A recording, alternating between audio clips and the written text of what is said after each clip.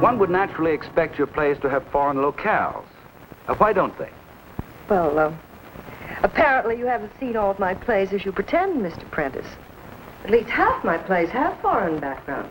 Oh, I know that, Mrs. Saunders. I mean, your important plays. Well, I like to think of all my plays as being important. Well, one could hardly argue that point with Geraldine Weston Saunders, one of America's foremost playwrights. You know, Miss Saunders, I've been a fan of yours ever since I saw your first... Oh, now, look, I just hit the air. Can I wait an hour till we're off? They said now. At least twice. I think your strong characterizations, which are... All right. I'll try to work something out. Give this to Prentice, will you, please? I was a little surprised to find you here in Los Angeles. Don't you have a play on its out-of-town tryout?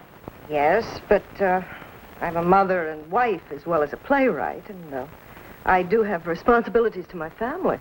Thank you, Mrs. Saunders. I know that we've taken a lot of your valuable time, and we're sorry that your visit will be longer. Perhaps we'll have better luck next time. And now to Mr. Harold Foster. Mr. Foster, tell us, if you will, what is it that makes you a member of the avant-garde, or the so-called new school of writing? Mrs. Saunders? Yes, please. There's been an accident, a bad one. Your note said that. How's my husband? Is he badly hurt? It's worse than that, ma'am. Your husband's dead. Good Lord. No. Please, take me to it quickly.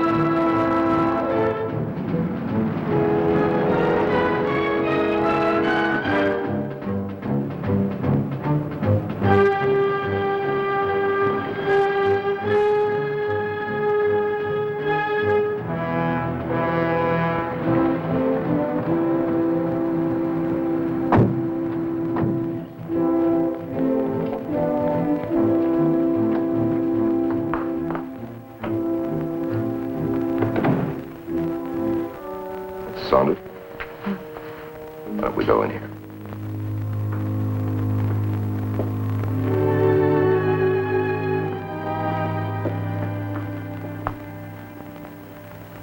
You all right, Jerry? Yes, Jack. Sit down. I'll be all right. This is Sergeant Anderson. He's... Have you determined yet how it happened? Well, apparently he slipped and fell in the tub. Struck his head and drowned. Your husband's partner found him. I came by to pick him up. When he wasn't ready, I went in the bedroom to hurry him along. Heard the water running in the bathtub, so I called him a couple of times. When he didn't answer, I guessed it was on account of the water, so I sat down and read a magazine while Mark drowned. Mr. Felton called us. I'm sorry. Don't talk now, Jerry. You don't have to.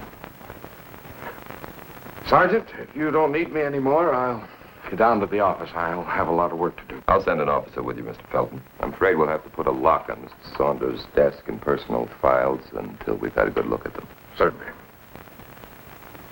Jerry, if there's anything at all, you tell me. Sergeant? How long ago did it happen?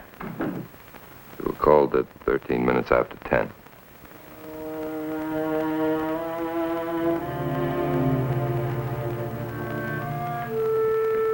We called the Brentwood stables, asked them to find your daughter. They told us she was still on the bridle path. I think you'd better drink this. No, I'm fine. Well, anyone else I can call? Friend, doctor?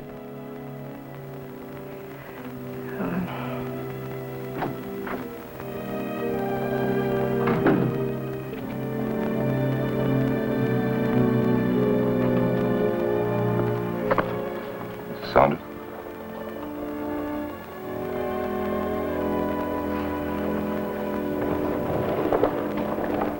Mrs. Saunders? I'm sorry. I must ask you to make the official identification.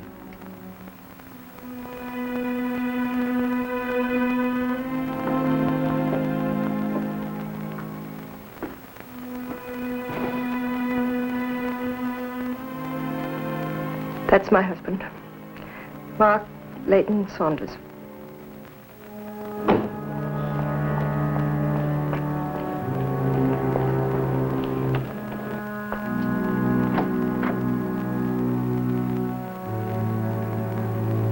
Oh, Mother, it's not true.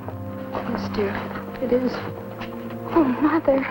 Come along, dear. Come along. Mrs. Saunders, is there anything else we can do? No. Thank you for your kindness. We'll leave a man outside. You'll see that you won't be bothered.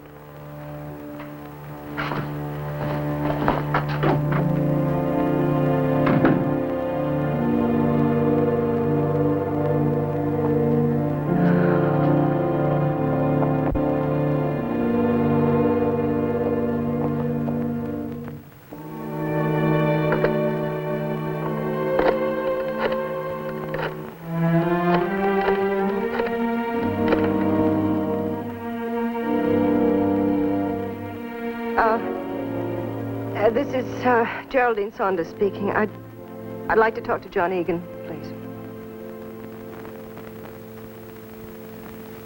But, Nick, the coroner's office asked that the post-mortem report deal with 3 specific areas: heart, head, and lungs. Yeah, well, what about your finding? There's no question about it. Saunders died from drowning. The wound on the head, could that have been caused by a blow? Of course it was caused by a blow. I mean, delivered by a human being? I wasn't a witness, Nick. Now, the x-rays of the fracture of the cranium show it to be mushroom-shaped. It's round at one end and then straight for 3 or 4 inches. It's an inch deep and roundly indented. Any matching marks in the rim of the tub? Not on triple-fired porcelain over which hot water's been spilling for an hour. You have any way of determining whether the Saunders guy suffered from a heart attack? Well, not specifically. But there is some evidence that he might have had a slight cardiac condition. Some. Might. If. Can't you be more definite than that, Doc? I mean, was there a blow or wasn't there a blow? The actual cause of death was drowning. Or was there any kind of mark on the heel or the foot to show that he slipped? No. There was a bruise on his hip. He could have got that when he fell. Well, what made him fall, Doc? Gravity. Or maybe it was that cardiac condition. Outside of that, the only thing I found was a flush in the skin and a retardation of rigor mortis. The hot water caused that. That makes it almost impossible to approximate the time of death, which is tough enough to do under normal conditions. All right, let's get back to the fracture. Well, it's on the left side of the skull and just forward of center. Left side. About here, would you say that? You got the weapon, Nick? Not yet. But maybe soon, Doc. Maybe soon. Thanks a lot.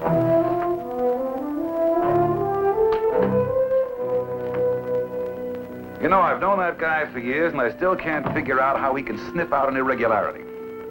Did you ever hear of the long arm of the law, Doc? Well, it's really a long nose. Calling you to take charge was just an excuse. I need you as a friend. I know. I am your friend, Jerry. I'm sorry I didn't get to know Mark better. And I wish I could do more for you now. How's Edith?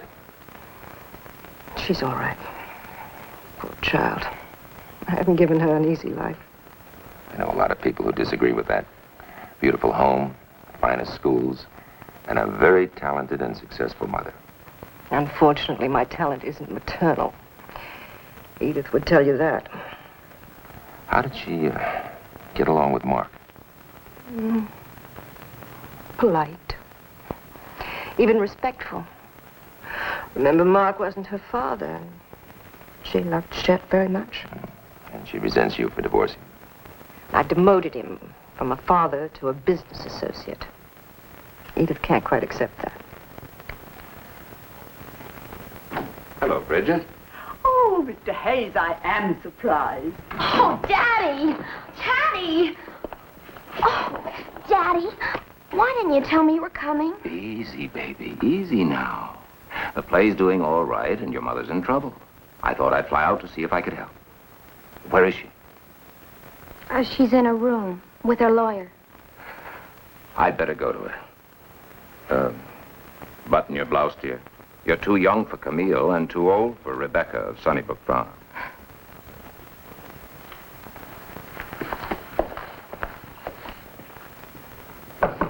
Come in. Jerry, Chet. I came as soon as I heard. Oh, thank you, Chet. I want you to meet John Egan. Chet Hayes, my Edith's father. How do you do, Mr. Egan? Mr. Hayes? Chet, the play. Now, it's doing all right, Jerry. There's only a little polish necessary before we open in New Haven. Now, you're not to worry about a thing. Another 3 weeks, and you'll have a smash hit running on Broadway. I suggest, then, you take a trip. Get a change. Not in me to run, you know that. Besides, I couldn't leave Edith. Take her along. Do her good. She could stand spending some time with her mother. Yes. Yes, I suppose you could. Well, I'll leave you and Mr. Egan alone. I'm sure you have things to talk about. If you want me, I'll be with you. Mr. Egan. Goodbye, Mr. Hayes. He seems to be a very nice man. We each worked so hard on our careers, we forgot to work the marriage. I must confess I was surprised when you remarried. I wanted very much to be a wife and mother. And then the first time I stumbled over a good idea, I found myself right back at the typewriter again. I can't help it. That's how I am. Promised Mark. So unhappy. Now it's too late. It's too late.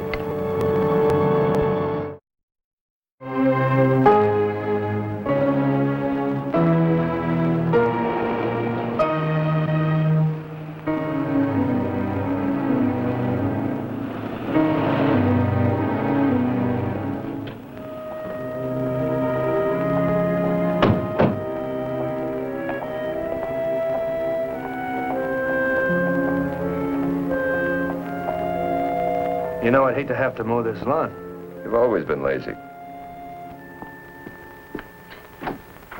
Oh, will you come in, please? Mrs. Saunders is expecting you. She's in her sitting room. Thank you. You mind if I come along with you? I'd like to ask you a few questions. Oh, not if you don't mind talking in the kitchen. Oh, how are you, Sergeant? Fine, thank you. You look much better today. I am much. Well, what is it you wanted to talk about? About your husband. Did you know he had a heart condition? No, I did not. You didn't? Is he the sort of man to keep that kind of information from you? You're very intuitive, Mr. Anderson. Mark was a busy and secretive man. Among the things he never discussed with me were his business and his health. You know a Dr. Frederick Whiting? Yes. He's a well-known heart specialist. And you didn't know your husband was a patient of his? I told you I didn't, Sergeant.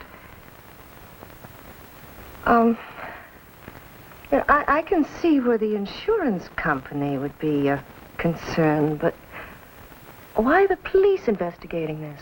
Well, we were called in right after the accident. We have to close out the case. Just routine. I see.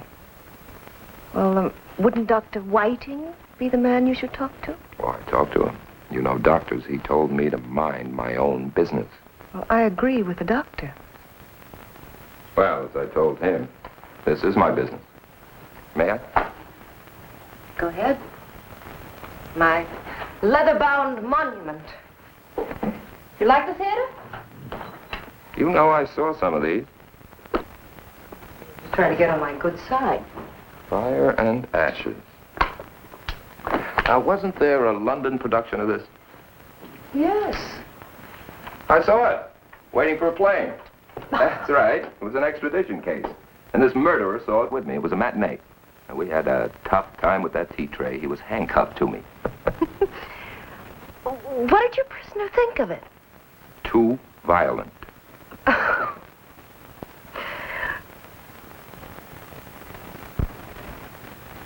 Mrs. Saunders,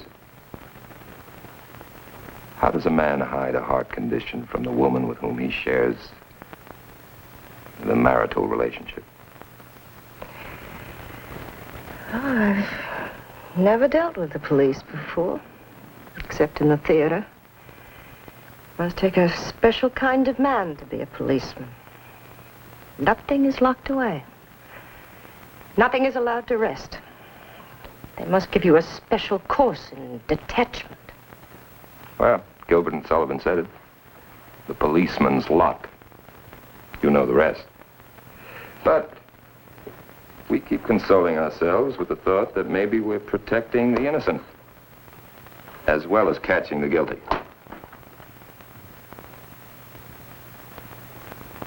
Nice collection.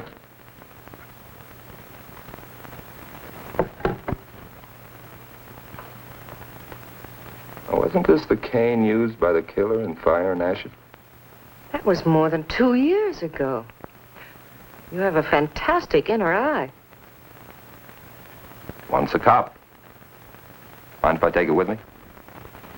Well, whatever for? Well, let's just say I'm trying to convince my boss I spent a busy day at the office. I'll bring it back.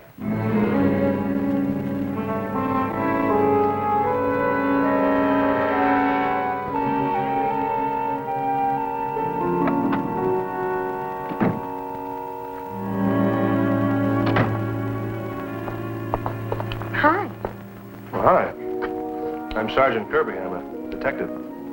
Well, you've got sugar on your chin, Sergeant.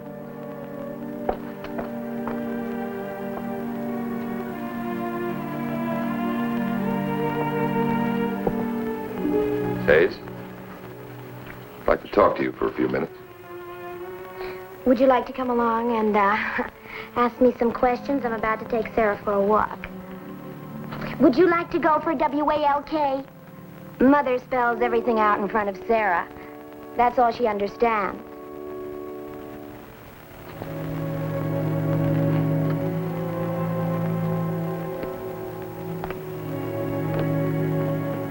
Did you know that Sarah was named for the great Sarah Bernhardt? And it is even rumored that she's a direct descendant of the divine Sarah's own poodle. I believe this added $500 to the price. Shouldn't she have a bodyguard? And I am named for the great Edith Evans. Oh, yes. As you can see, Mother's whole life is the theater. Surely not all of it. Ever known a playwright? I mean, really known a playwright? No, not completely. Any idea how much time Geraldine spent at home in the last 5 years? I'll tell you. 8 months. And that in bits and pieces. But why, as they say in the confession mags, am I telling you all this? I'll tell you. Because you're a stranger. And strangers listen attentively, smile sympathetically, then get off at the next station, and you never see them again. Besides, Now that Mark is dead, I have no one to talk to.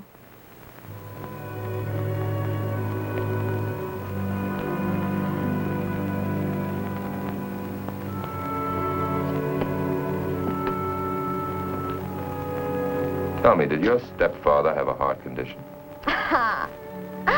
The policeman on a spur of a clue. Does a broken heart qualify as a heart condition? Would you say he had a broken heart? Let me tell you the story of a man who wanted to own beauty, charm, and talent. Who wooed it, won it, then found it belonged to the whole world, and that he couldn't have it for his own. And couldn't get a refund either on his emotional investment. I think that's more than enough for a broken heart, don't you? Well, I don't usually make judgments on how people live together. Are you telling me I shouldn't? But then you didn't have to live here and watch it, did you? I did. And I learned something. What? I learned from my mother. Not so much what to do, but what not to do. You know, I have the feeling you're trying to tell me something. Oh, dear, that's a mistake. Sarah, walk's over. I suppose I should be sad and in mourning. But how do you mourn what was never there? Do you know the story of the man who was going to be executed on a Monday? And as he walked to the gallows, he turned to the guard and asked, "How do you like the way my week starts?" For me, Mr. Policeman, some weeks are all Mondays. Sarah? Thank the nice policeman for joining in our walk. And wag your tail apologetically for not answering any of his questions. Bye. Why would he want that cane? Just answer me that. Why ask me, Mother? I don't know. Some people have strange hobbies. Maybe he collects canes. Oh, Edith, stop it. This is serious. All right, let's be serious. I don't know why he would want it. Unless they think it was some sort of a weapon. Your theatrical mind is working overtime. I expect any minute to see the house lights go up. Edith. And hear the brilliant detective explaining his suspicions in typically clever Geraldine Weston Saunders dialogue. Oh, Edith, please. Why must we always be like this? We were mother and daughter once. Lately, we seem to be more like strangers. Your daughter's growing up, Mrs. Saunders. And somehow I feel as though I'm in your way. I wish you hadn't come home. I wish you stayed in New York with your precious play. I came home because of Mark. He didn't need you. He didn't need you at all. You mean the other women? Yes, I knew about them. Can you blame him? You spent all your love on your made-up characters. You had 2 husbands and had no time for either one of them. Edith, don't. And no time for your daughter either. Baby, Edith, please. We're alone now. It's just the 2 of us. I need you. How does it feel, Mother? How does it feel to really need someone?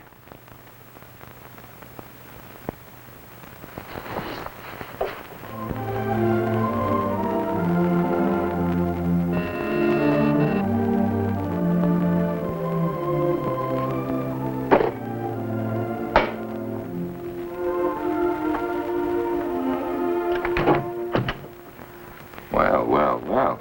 Hello. May I come in, Mr. Policeman? Oh, yes. How did you find me, Miss Hayes? Well, Mr. Policeman, I took a page from your own book and became a very smart detective.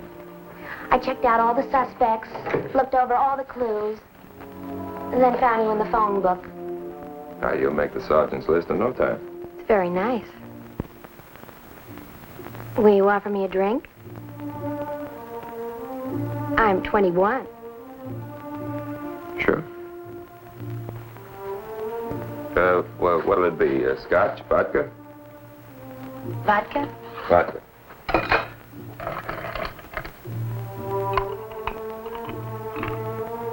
Well, you gonna tell me why you're here? Or do I have to work overtime and detect? Oh, no. You've been working hard enough as it is. Questioning me, questioning Mother, the servants, Jack Felton. In fact, that's why I came. I want to know why you're working so hard. My job. Now you sound like Javert from Les Miserables. Blindly you serve the law.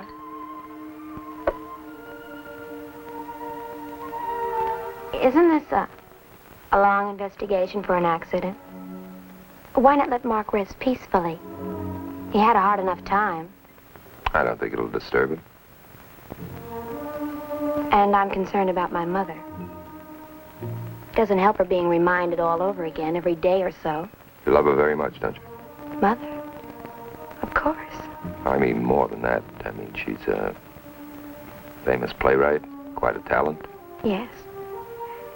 Beautiful, charming, talented. That's why Mark married her. Only the talent kept getting between them. How's that? You're getting me off the track, Mr. Policeman. You still haven't answered my question. Well, as the cop says in the movies, I'll ask the questions around here.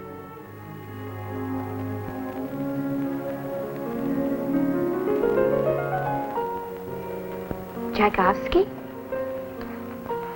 That's right. You like it? Not supposed to be fashionable these days, but I play it when I don't think anybody's watching. So do I. None but the lonely heart. A little like you. It shows, doesn't it? In your eyes. What else do you see in my eyes, oh great detective? Well, I see a very pretty, very sweet young girl who grew up maybe a little too fast. Who would like to be her mother. Who says she hated her stepfather but doesn't act like it. Who seems confused and frightened by what's happening to her. Just a minute, what are you? A detective or a fortune teller? I do a little fortune telling on the side. I'd like you for my friend, Nick. I'm your friend. I better go, you're tired. Nick, have you told my mother about Mark's women friends?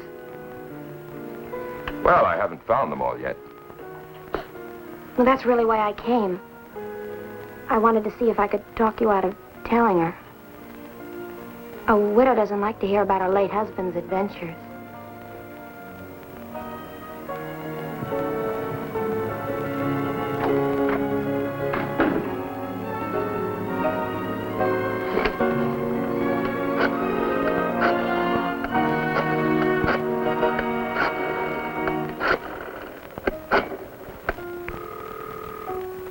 Dan, you meet me at Saunders' office.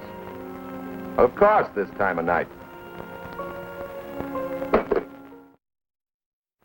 Sergeant Kirby here yet? Yeah, he got here just a few minutes ago. Something funny? Oh, no. I just look at you and I see myself 15 years ago. You know, I was on the force. No kidding. Yeah. Things better now? Oh, you ain't just a whooping. I'm making more money. I get vacations with pay. We got a health program. We got a retirement fund and a pension plan. That's nice. Sure. What's more, people aren't always jumping out of alleys at me with a knife or taking shots at me just because they're drunk or hopped up. No, sir, I've had it with all that dedicated stuff. How are you? Got a wife? Yeah. Kids? Yeah. All right, the next time your wife is mugged or your kid's molested, don't call us. Call the pension fund. It's open. Dan? Mr. Felton? Anderson? I was just telling Sergeant Kirby here, you're making it tough for me to carry on with Mark's work with all my records impounded. When are you going to leave me a key? Soon. Why so late? Don't you fellas ever sleep? When we can, Mr. Felton. When we can.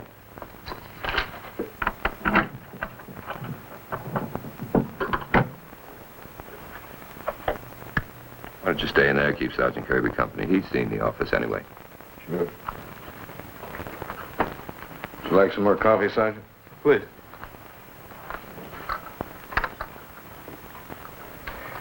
Poor Mark. You know, I never thought he'd go out this way. Not that I spend my time trying to figure out how people are going to die. It's just that... Well, did you ever look at a man or woman and say to yourself, I never thought he'd marry a woman like that? You know what I mean. Yeah, I know what you mean. He was a two-fisted guy. Kind of a guy you'd expect to go out in a construction accident or an automobile, an airplane. Not slipping in a bathtub. You were pretty good friends with Mark Saunders, weren't you? No, Mark Saunders all my life. We started out together. Came up the hard way. But he learned more than I did. Me, I haven't changed. I'm still the same guy. But Mark? Oh, you saw his house. Full of charm, elegance. Not that he was a snob, mind you. You peel away the layers of living from him and you'd still find the same kid that played stickball in the schoolyard or would take you to your knees in a football game. And when he thought no one was looking, he'd feed the pigeons in the park, as he used to say, just so he could hear them laugh. Sounds like a happy guy. Just like any of us.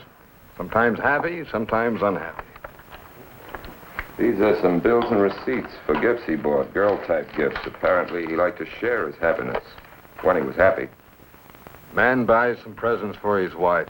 What's wrong with that? Well, these were delivered locally. His wife was out of town. Oh, come on. The man's dead. I know that. All right, so he had a few friends. His wife's out of town a lot. A fella gets lonely. You excuse me, I've got a lot of work to do. I'd like to hear some more about Mark Saunders' loneliness. Loneliness is loneliness. Why make anything out of that? Like what? Like I said, his wife's out of town a lot. A guy gets lonely, so he takes somebody to dinner. Does that make him a bad guy? Was he in love with his wife? He loved her very much. He was very happy. You know what these are, don't you? Man's wife writes him some letters. So what? I've read a couple of them. They're not what I would call so what letters. How long has this trouble between Mark and Geraldine been going on?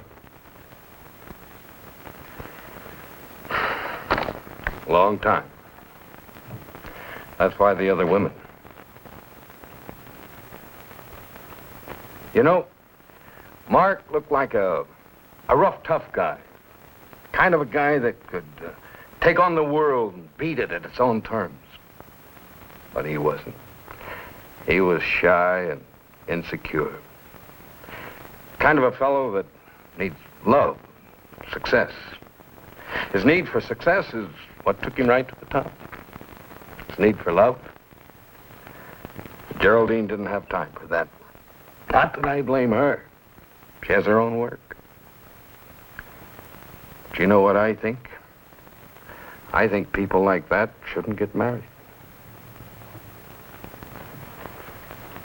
Thank you, Mr. Felton. For what?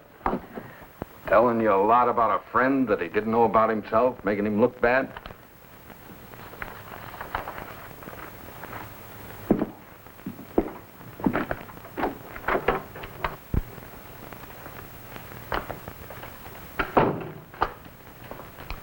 The locked drawer?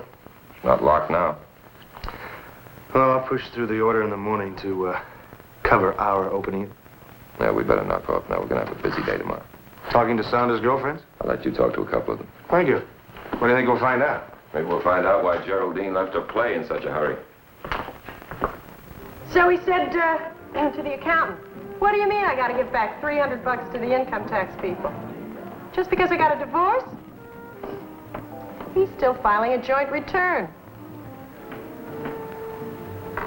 May I help you, sir? Yes, I'd like to speak to Miss Barton. That's her. Over there. Thank you.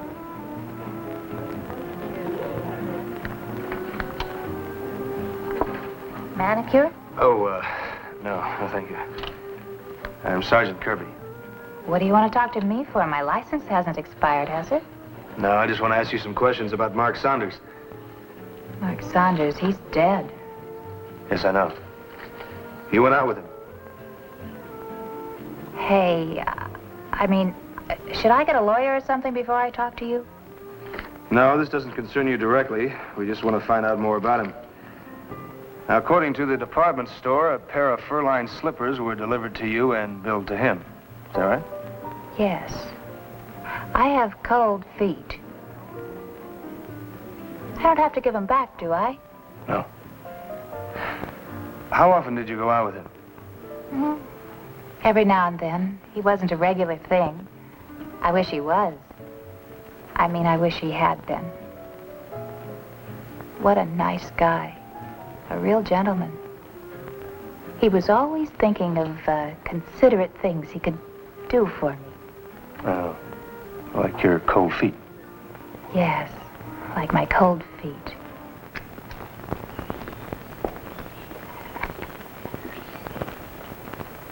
Excuse me, I'm looking for a Miss Banks. I'm Bobby Banks. Sergeant Anderson, Los Angeles Police. Speeding. No. Red light? No. Stop sign? No. Mark Saunders, he's dead. I know, but why the police? Well, he bought you a chrome tailpipe for your car, didn't he? Ah, big deal. He got careless with the car one night and cost me a whole rear-end job. That's too bad. Yeah. Thanks a lot.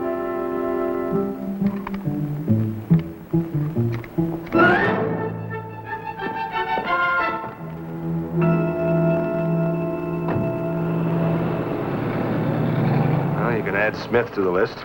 Smith? Anna Jane Smith. She confirms that she provided some distraction for our man. Well, I guess we can turn in the report to Lieutenant Bone. He can take it to the DA's office. Not yet. Why not? We're missing a piece of the puzzle. Well, we have the dead man, right? Mm-hmm.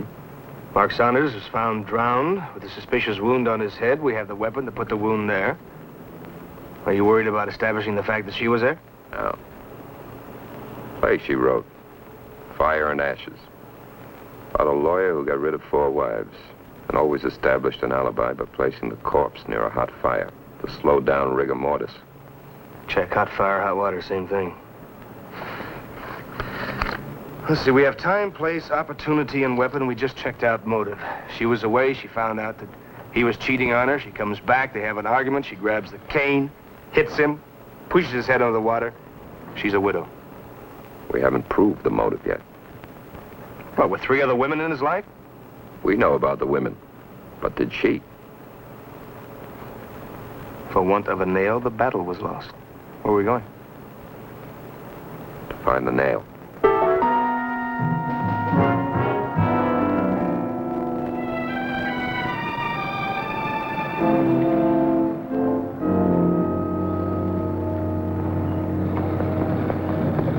Willing to give me another chance. I need more than your help, Larry. I need your love. Cut. Got it.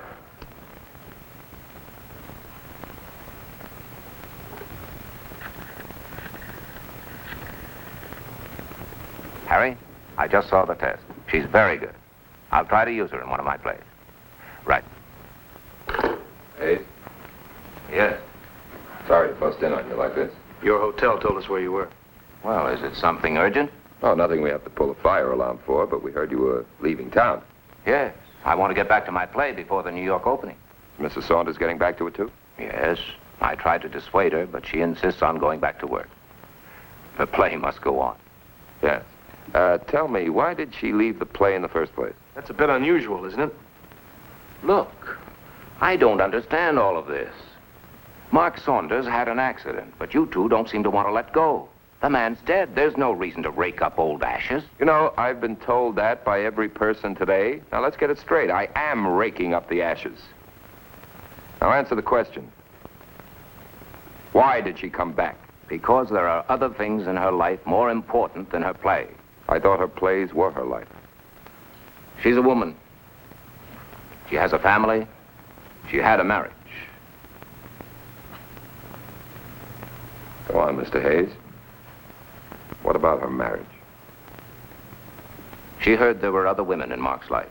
She came back to see what she could do about it. Dan, old boy, I think we've got what we came for. I know what you're thinking, but she didn't. I tell you, she couldn't have. Couldn't have what, Mr. Hayes?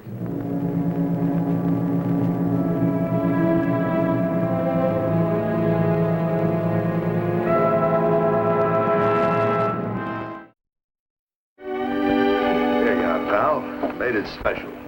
I cook it nothing but burgundy. Wanted for putting out fires. Go ahead, taste it.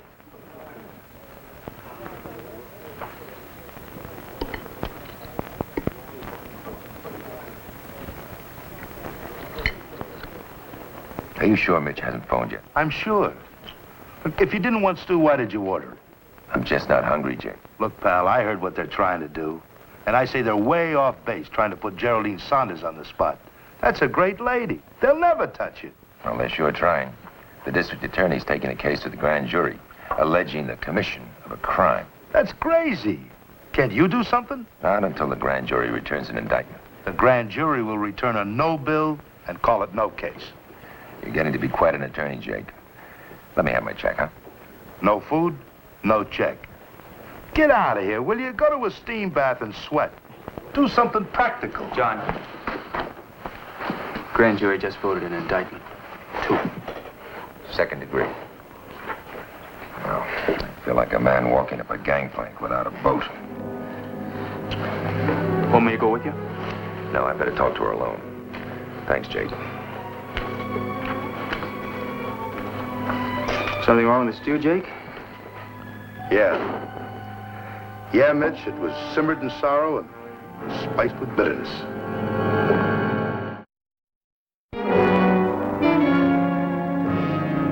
I want it simple, I want it true, and I want it all. I did not kill Mark Saunders. The district attorney thinks you did. And so does the grand jury. They are wrong. His death was an accident. Jerry, the district attorney has some letters you recently wrote to Mark. He expects to use them in evidence. I have an appointment tomorrow to read them.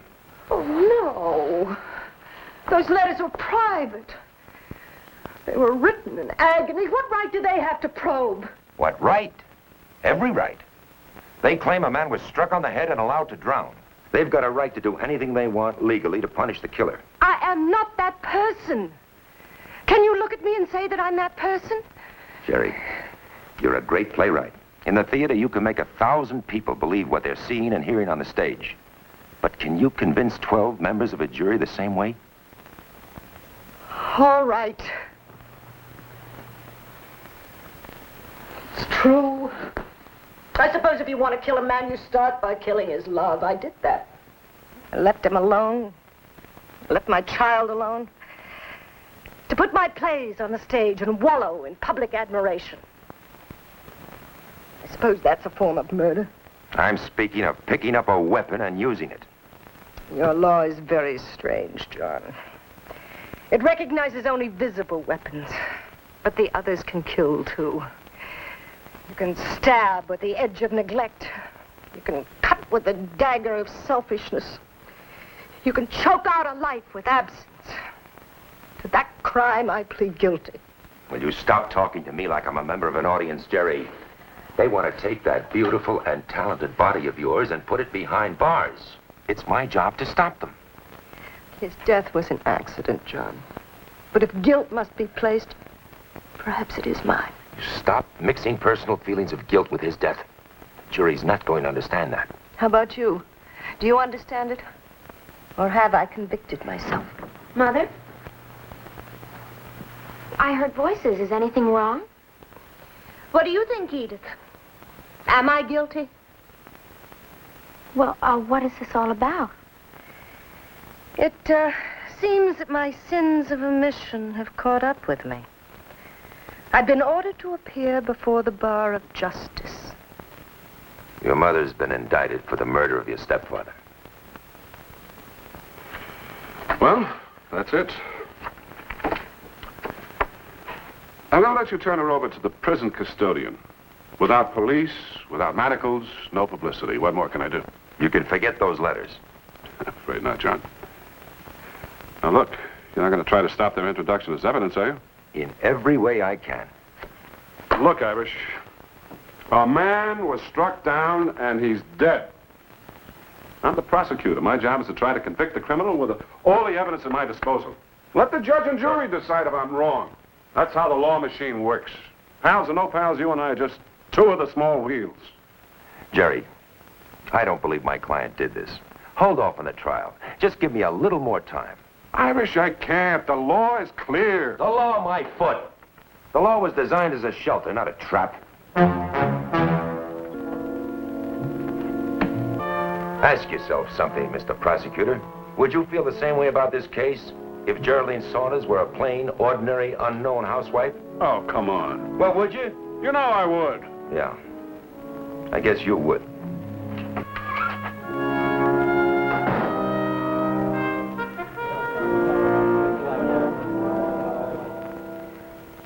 Sure I'm taking the right things. I've never spent any time in jail before. Jerry, there's something I have to ask you before we leave. I've sometimes forgotten where make-believe ends and reality begins. I know tonight.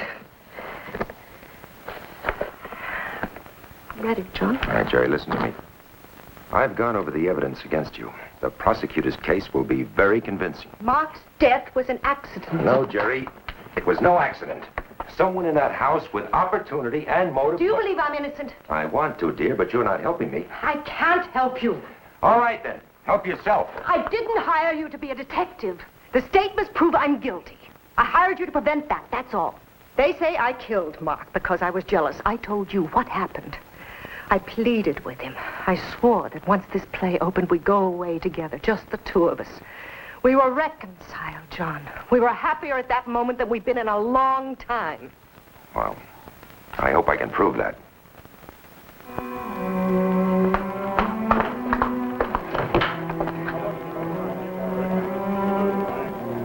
I'd better take you out the back way. No, John. They've waited hours for this. It's their job. They've earned their pictures.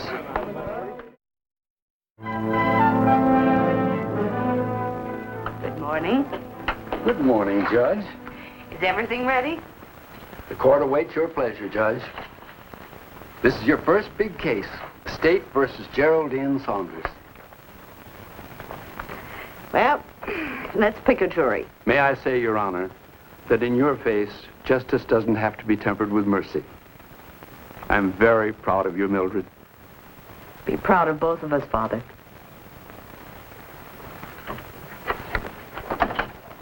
Professor Antovovardi. Am I pronouncing that correctly, sir? Indeed you are, sir. Thank you. May I ask you where you earned your degree?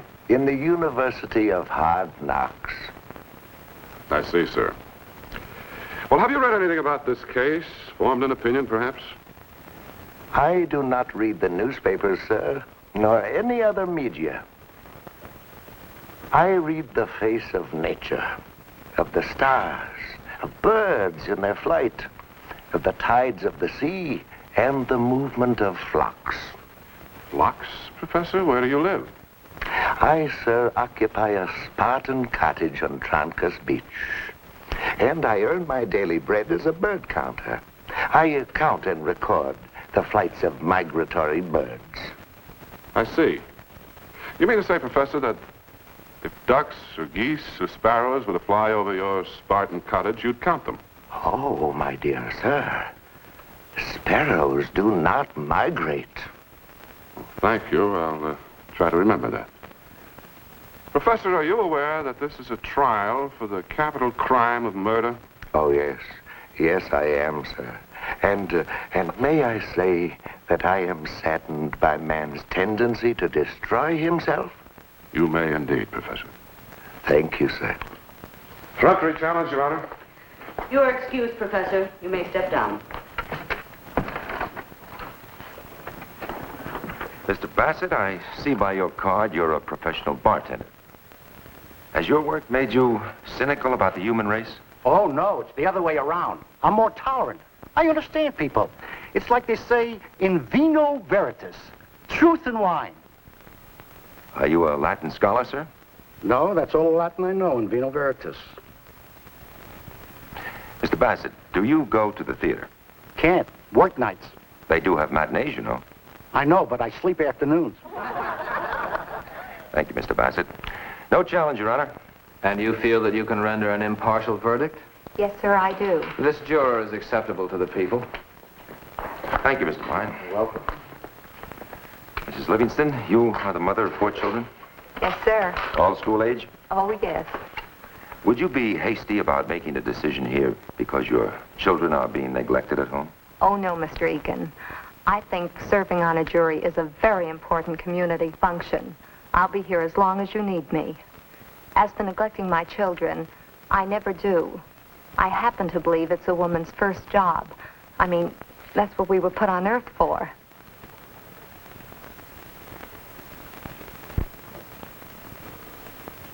Have you ever worked at a job yourself?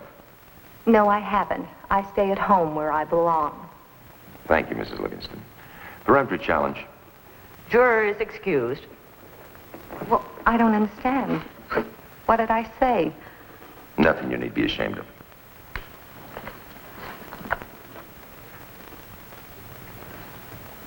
And we shall prove that on the morning of April the 16th last, Mrs. Mark Saunders did with rage and passion commit the act of murder on the body of one Mark Leighton Saunders, husband of the defendant, by striking a blow on the side of the head and causing him to take into his lungs sufficient water to cause death by drowning and or asphyxiation.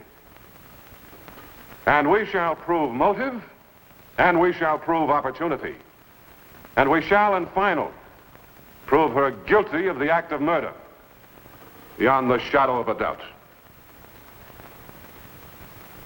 Does defense counsel wish to make an opening statement? Defense would reserve its opening statement until the conclusion of the state's case, Your Honor. Your Honor, the state feels its case is unique in that most of its witnesses are hostile. Is counsel alerting the bench to be aware of hostility?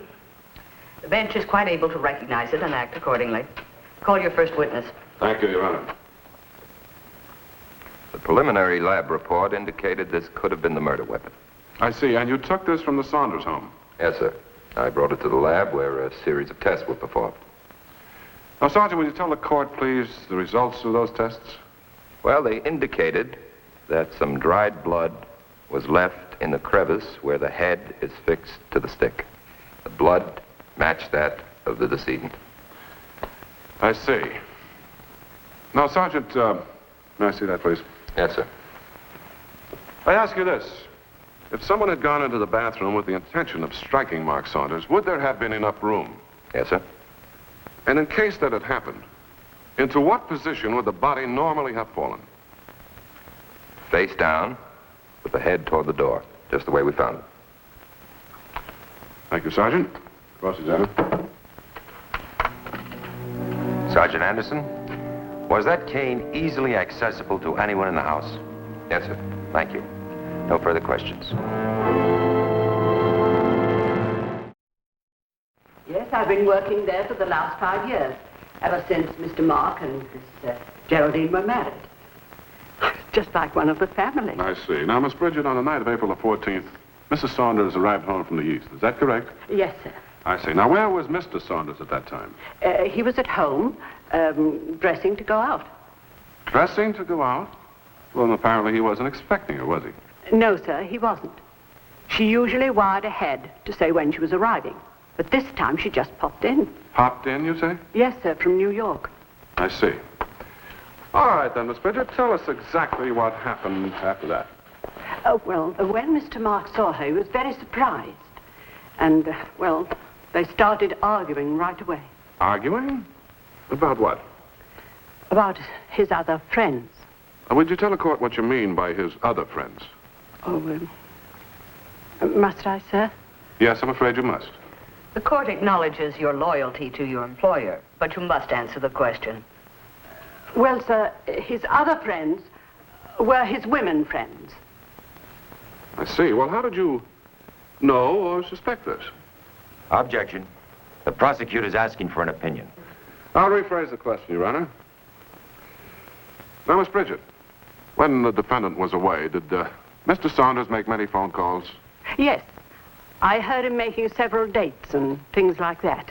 And, And what? well, when she was out of town, Mr. Mark wanted me to take every weekend off. But I didn't want to have all that time off. There was nothing for me to do outside. However, he insisted. Insisted, you say, every weekend off. All right, Miss Bridget, continue, please. He wanted the house to himself to entertain his lady friends. Do you know those lady friends? No, sir. And I'm glad I don't. Did the defendant know about them?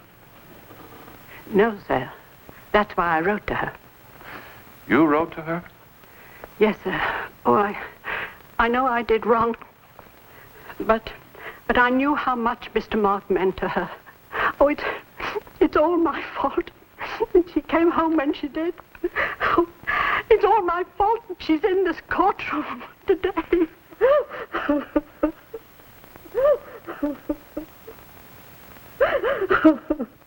Thank you, Miss Bridget. Cross-examine.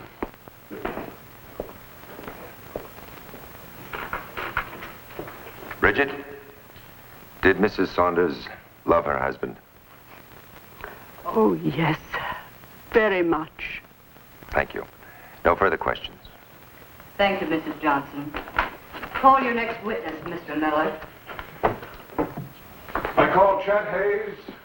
Now, Mr. Hayes, as a theatrical producer, you produced some of the plays written by the defendant, have you not? All of them. Even after you and Mrs. Saunders were divorced?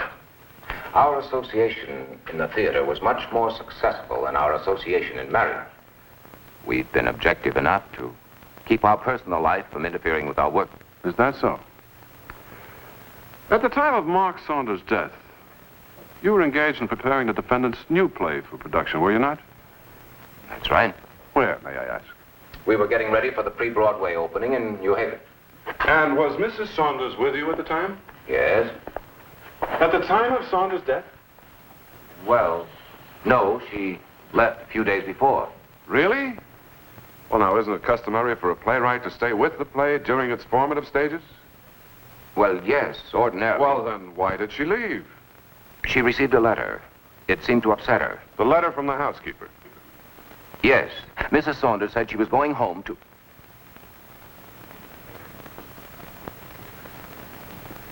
To what, Mr. Hayes? And in her words, if you please.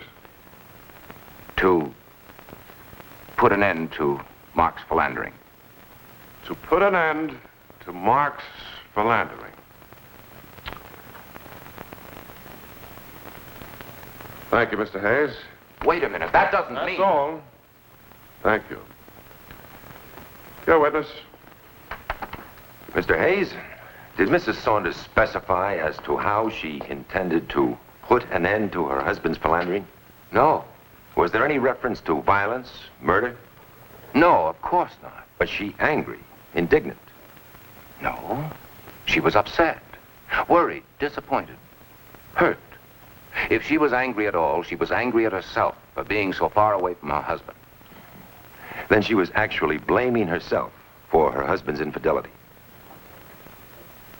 Yes, she did. Thank you, Mr. Hayes. No more questions. You may step down, Mr. Hayes. Nothing ventured. No. May it please the court, at this point, the state would like to introduce further evidence. But I'm fully aware that the defense counsel has stringent objections, so in the interest of saving time... Will counsel approach the bench? Thank you, Your Honor. What is the evidence? 5 letters, Your Honor, from the defendant to the deceased. And you object? I most certainly do, Your Honor.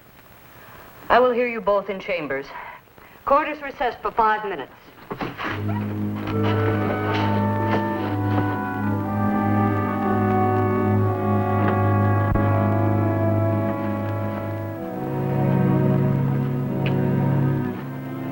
Your Honor, those letters are privileged. They were written by a wife to her husband. Now, we're walking a very fine line here, gentlemen.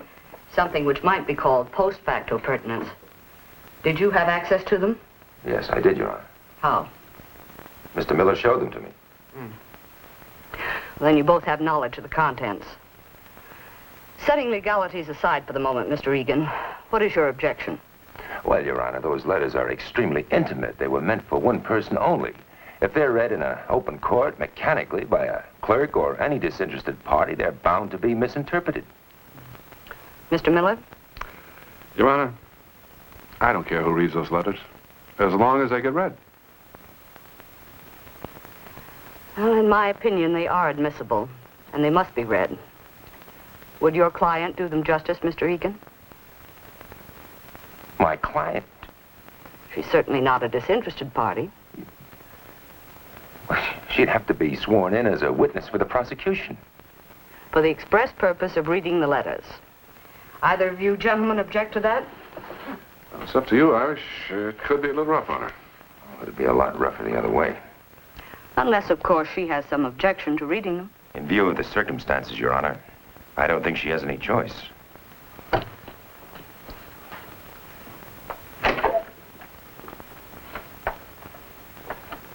I have long since given up trying to make you understand what it means to be possessed by the strange and cruel affliction people call talent. It is a killer tiger, seeking its victims among those who cannot understand its instinct to destroy.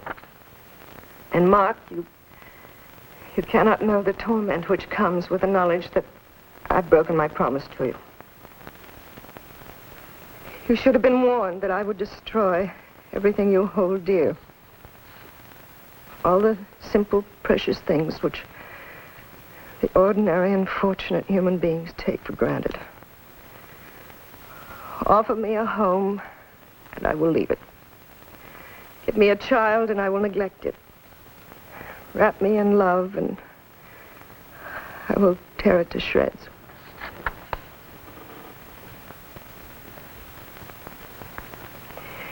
For the strangely gratifying privilege of putting words on paper, I've traded my soul and given my life.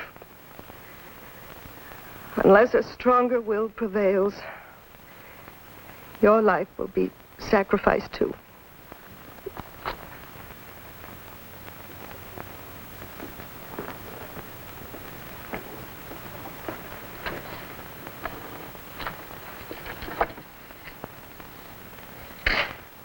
Yes, it is inevitable, Mark, that I will destroy you, but I do not ask or deserve your forgiveness. I am guilty, and I must be punished. That's all, Your Honor. That's the last one.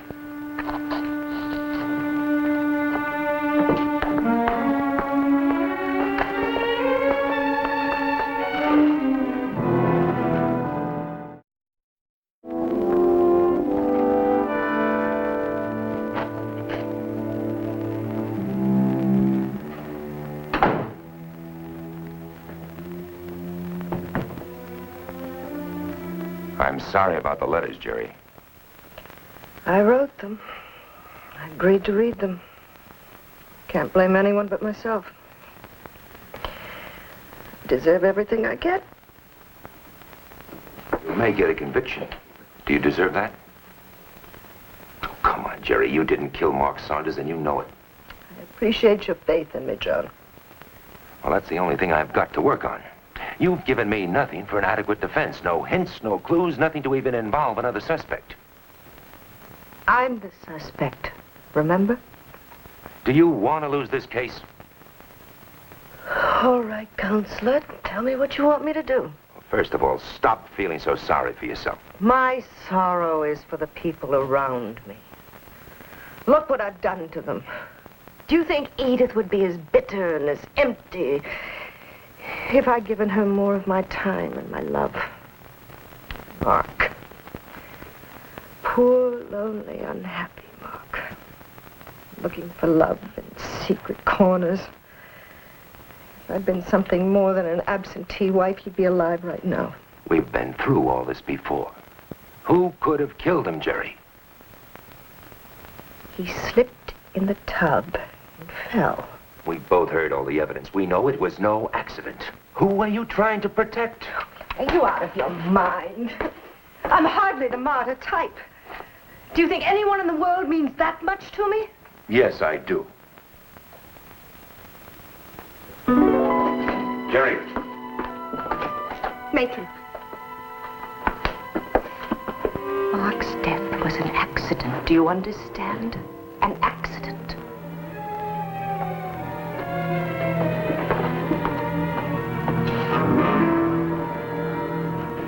Your Honor, we call Miss Edith Hayes. Miss Edith Hayes.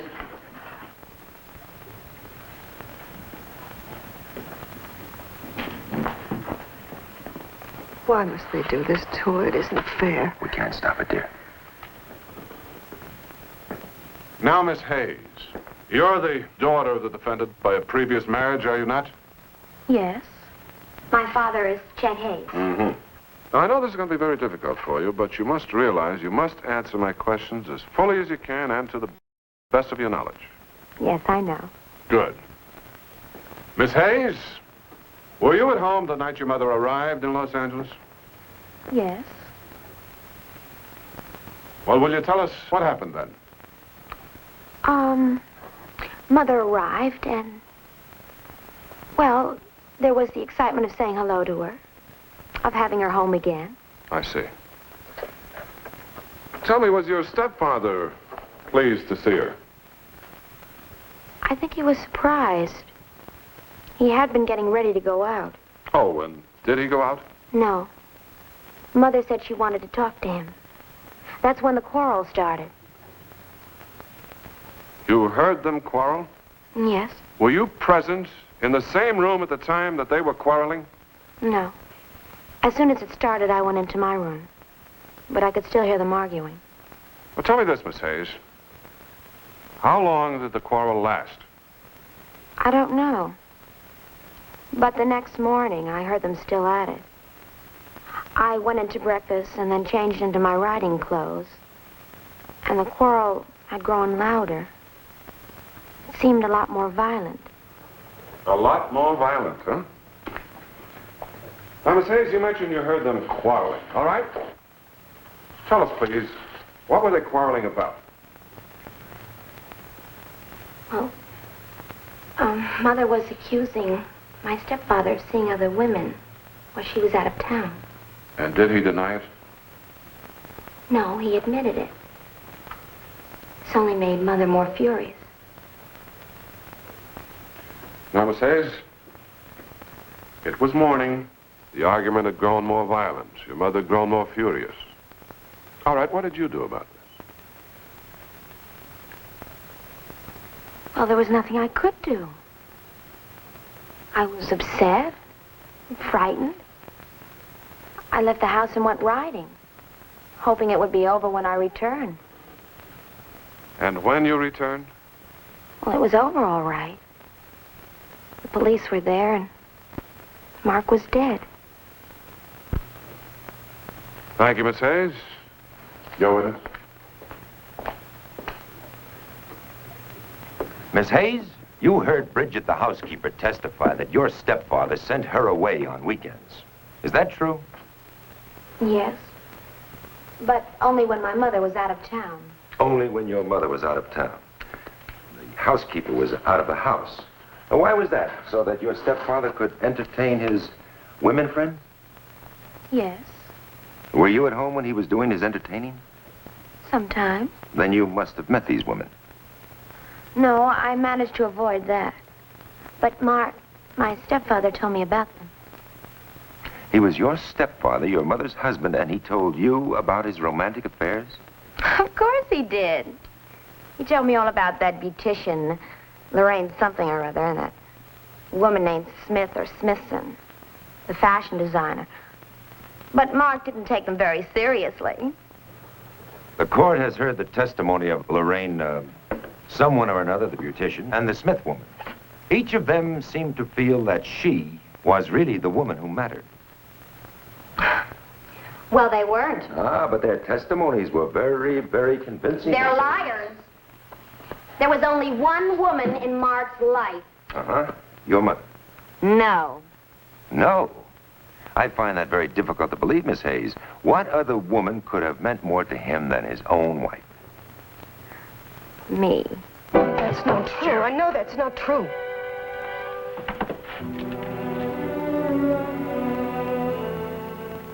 I'm almost 22, you know. Mark and I were very much in love. He was going to ask my mother for a divorce. A divorce? Did your mother know about that? He had promised me that he'd tell her when she got home. That may have been why their quarrel became so violent. Your Honor.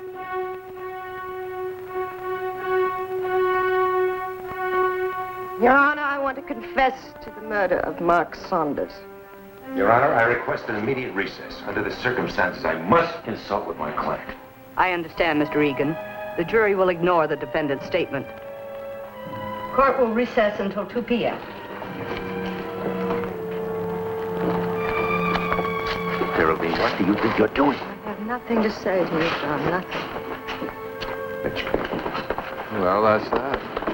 No, not quite. I think the third act will need a little rewriting. Get Edith and bring her into the conference room right here. Right.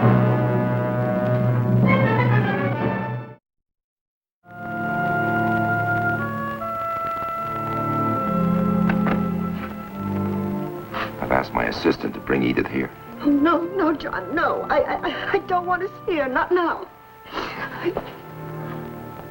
You really didn't know about her affair with Mark, did you? No. I didn't know. I know. I didn't know. You didn't have to make that confession, dear.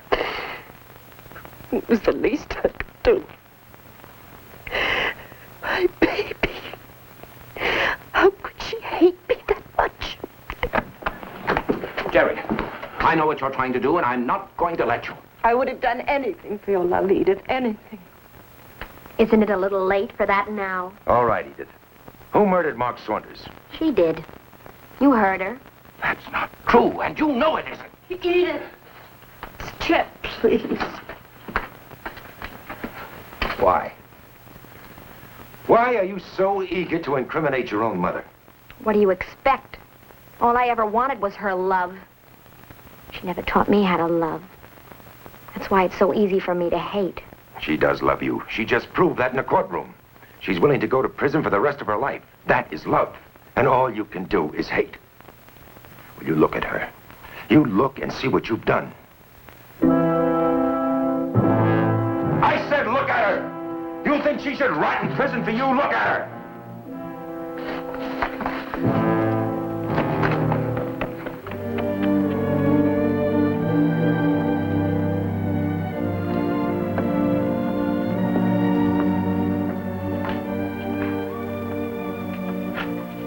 Edith?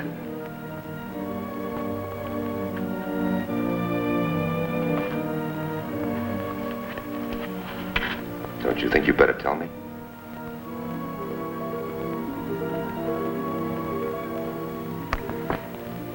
I wanted Mark, Mr. Egan. I loved him terribly.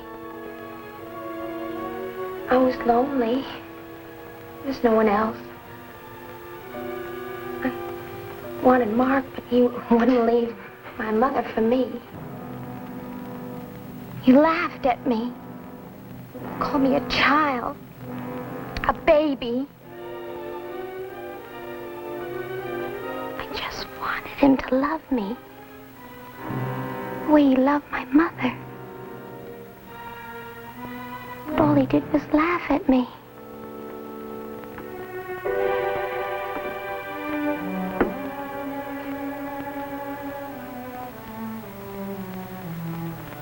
He's not laughing anymore. I made sure of that. Nobody's laughing.